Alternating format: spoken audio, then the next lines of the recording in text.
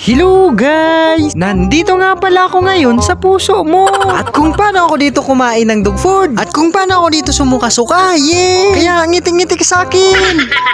Kaya nga pala ako kumain ng dog food dahil nakita ko itong aso na nasasarapan sa dog food. Yeah! Kaya bumili din ako para sa'yo. Yeah! Dahil nalawag-lawag nga ako sa buhay ko kaya lumabas ako dito para bumili ng dog food at kainin ito. Yeah! At habang naglalakad nga ako dito may nakita ko isang aso. Kaya binigyan ko ito at pinakain. Yeah! At mahilig nga din pala ako sa aso. Pero ang gusto ko ikaw lang talaga. Yeah! Tapos may biglang dumating na isang aso kaya pinakain ko din. Yeah! Panty!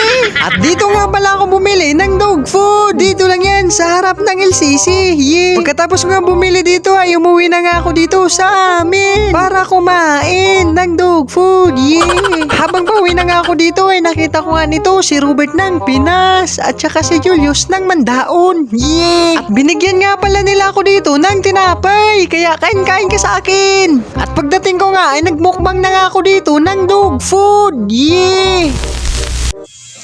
Ha! Wah! Ginagalit nyo talaga si Boss Junri. Oh, ito. Dog food. Kakain nga pala ako, guys. Yeah! Titikman nga natin ito. A few moments later. Wah! Ginagalit nyo talaga si Boss Junri. Oh, ito. Dog food. Mumukbang ako. Basic na basic lang sa akin to. Kumakain nga ako ng hilaw. Ito pa kaya. O ito, tignan nyo. Kung nasasarapan yung tao, ay yung aso pala. Ito, kakainin ko. Tignan natin kung masarap.